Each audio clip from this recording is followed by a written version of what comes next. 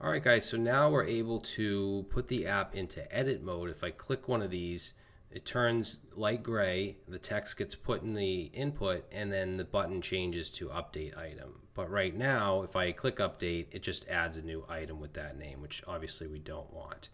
So, and you can see that when I deleted one of those, the other one deleted as well. So we need to put that back. And now the way we're going to do this is I have this edit mode value, right? When we click on one of these, that turns to true. So when we submit it, we want to check to see if we're in edit mode. That's the first thing we want to do. So we'll go right into our on add item submit. We'll go right above where we add to the DOM, and let's say check for edit mode. So we'll do an if statement here, and we'll say if is edit mode.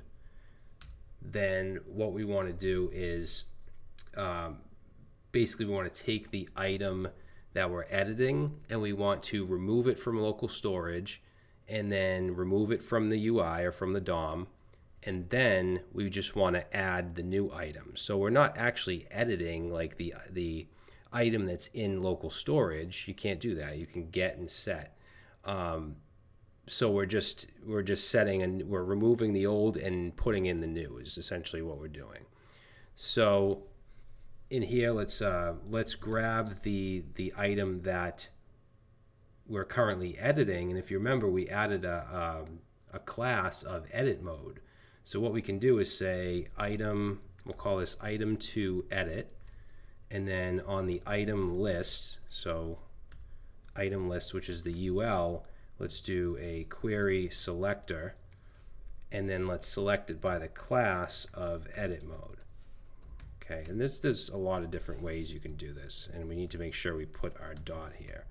So that will get the item to edit. Then let's remove it from local storage, so we'll call remove item from storage. And remember, that just takes in the text of the item. This is going to be the actual list item element. So we can pass in here item to edit and then just the text content, okay, instead of the actual li item. Next, we're going to remove the class item to edit, and then we'll say dot class list dot remove, and we want to remove the class of edit mode. And then we want to remove it from the DOM, so let's say item to edit and just call the remove method. So that will completely remove it. Then we're going to set is edit mode. We're going to set that back to false. Okay, now from there, it's just going to go on and add the new item. Okay, so let's go ahead and save that, and let's try it out. So I'm going to click on eggs. And I don't know, let's say we only need one egg, so we'll take the S off and then click update, and now we get egg. If I reload the page, still egg. Now the problem we're left with is if we do update, okay, it does update eggs, but the button is still green. So what I'm going to do is actually go down to our check UI.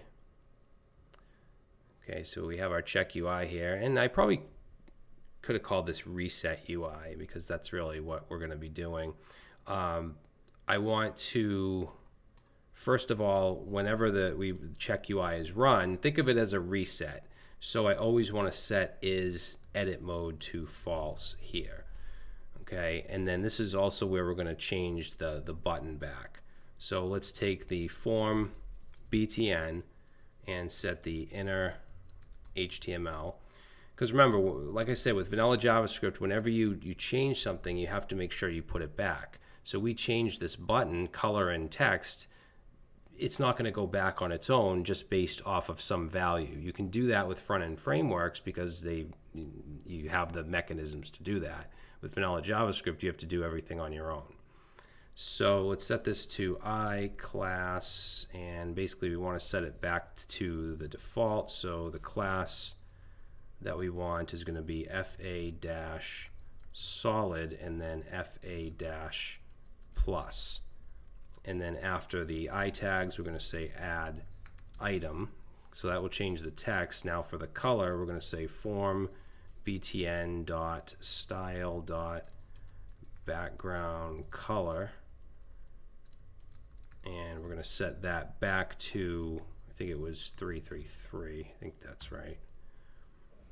All right, and then what else? I also want to just make sure we clear the input when the UI is checked or reset. So let's go up here and just say item input and dot value and set that to nothing. Okay. So we'll save that. Let's try it again. So we'll go to egg or eggs.